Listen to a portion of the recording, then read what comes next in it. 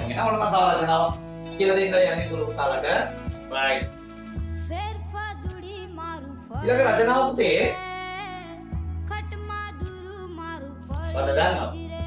වැසි දිනයක්.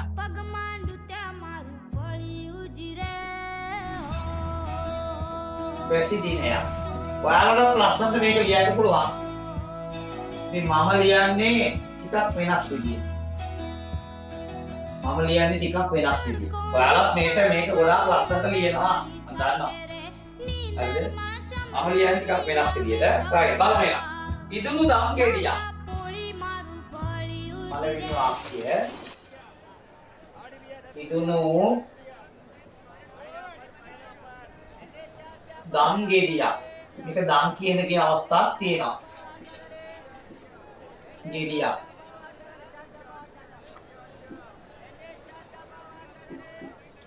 ඉදුණු දම් ගෙඩියක් මෙන් අහස. මෙන් අහස. කළු කරගෙන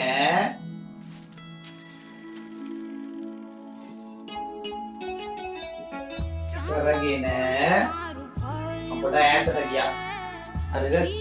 කළු කරගෙන වැස්ස වැටෙන්නට පටන් ගත්තේය. වැස්ස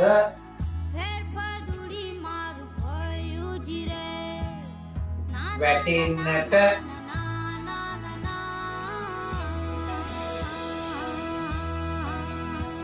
පටන් ගත්තේය.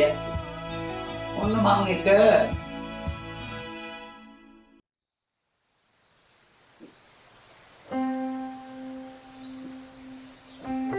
වැකියක් ලිව්වා. අහස කළු කරගෙන අලංකාර පදයක්. හරිද? අලංකාර පදයක්. මේ සේ වගේ බඳු උපමේය යොදා ගන්නවා නම් පුතේ වාක්‍යයකට තාම ලස්සනයි. තේරුණා නේද? උපමේය යොදා ගන්නවා නම් වාක්‍යයකට හරිම ලස්සනයි. එතකොට ඒවට බලන කෙනාට හිතෙනවා ලකුණු දෙන්න. තේරුණා? බලන කෙනාට හිතෙනවා ලකුණක් උනත් ප්‍රදානය කරන්න. පැහැදිලිද? right. මොනවද අපි දෙවෙනි එකට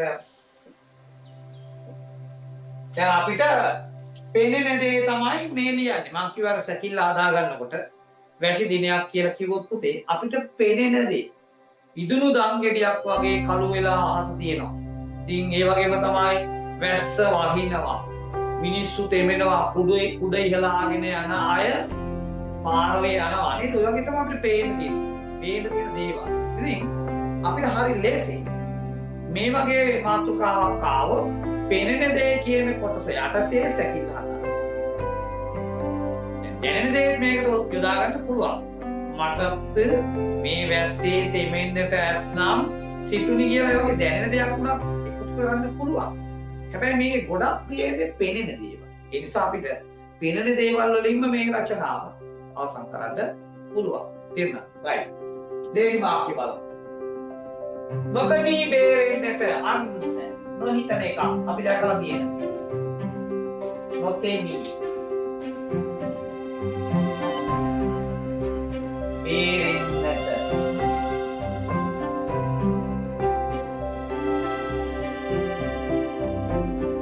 නොතේමි බේරෙන්නට බෙරදාරන බලු රහන්තුව.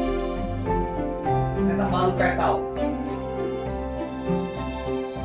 බේරෙන්නට බෙරදාරන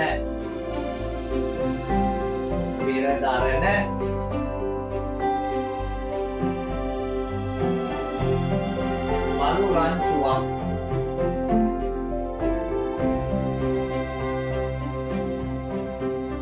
පේන දෙයක් නේද? දකින්න බොහෝ වෙලාවට වැස්සත් නෙමෙයි වැස්සක් ආවම මොකද වෙන්නේ?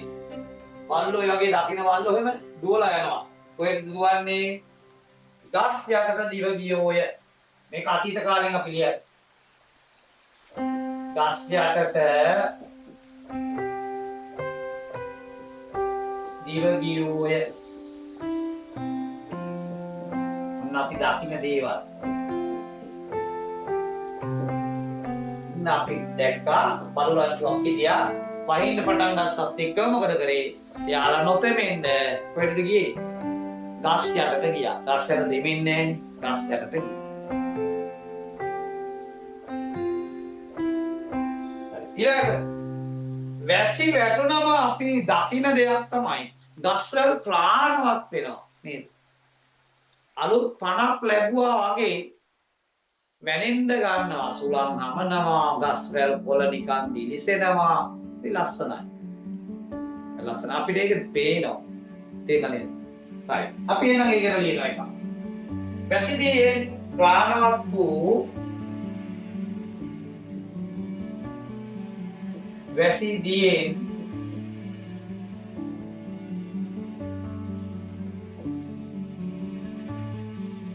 ප්‍රාණවත් වූ දුර්ලතාවෝ අන්න නැත්නම් වෘක්ෂ ලතාවෝ වෙන්නත් පුළුවන්. වෘක්ෂ ලතාවෝ එතකොට මේක පුතේ බහු වචනයක් බවට පත් වෙනවා. හරි. වෘක්ෂ ලතාවෝ මොකද වෙන්නේ? තාලයකට වැනෙන්නට වූහ. තාලයකට වැනෙන්නට වූහ. වැනෙන්නට වූහ. අපි රචනාව ලියුවා. right. බලමු මොකද කියන්නේ අඩුපාඩු එහෙම තියනවාද කියලා. ඉදුණු දාන් ගෙඩියක් මෙන් ආස කලු කරගෙන වැස්ස වැටෙන්නට පටන් ගත්තේය. right. මොකද මේ බේරෙන්නට පෙර දරන බලු රංචුවක් ගස් යටට දිව ගියෝයි. ඔන්න වැහි දිනේ අපි දැක්ක දේවා. වැසිදියේ ප්‍රාණවත්. ඔන්න අඩුපාඩු වවු. දැන් අපි කාම පාඩය අනුගෙන්න දැන්. වැසිදියේ ප්‍රාණවත් වූ වෘක්ෂ ලතාවෝ තාලයකට වැනෙන්නට වුවන් මේ බලන්න. ඊළඟට අඩුපාඩු දේවතා මේ බලාගෙන යනකොට අහු වෙනවා. සමහර වෙලට නැවතීමේ තිත් නැති වෙන්න පුළුවන්. නේද? අන්න ඒවා නිවැරදිව බලලා දා ගන්න ඕන අය. හොඳයි එහෙනම් මේක ලියාගමු බලන්න. ඔන්න මම අද ඔයාලට රචනා දෙකක් කියලා දුන්නා. right. ලස්සන ලියාගමු.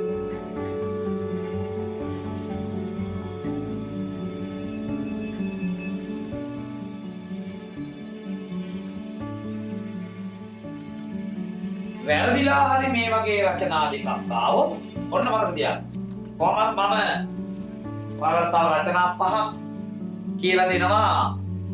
අපේ දිනාටේ සම්මන්ත්‍රණයේදී ඒ දිනාටේ සම්මන්ත්‍රණය කියන්නේ පුතේ ඇත්තටම ඔයාලාට මෙච්චර කාලයක් ඉගෙන ගත්ත සියලුම කරුණු නැවත මෙනෙහි කිරීමේ වැඩසටහන.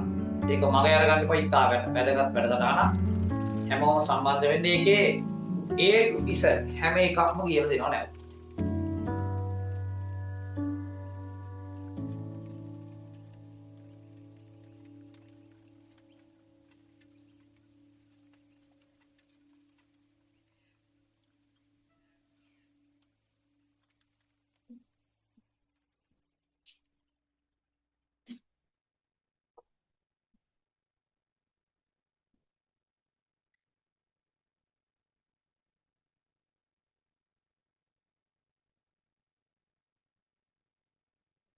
right. ලස්සන ලියාගමු.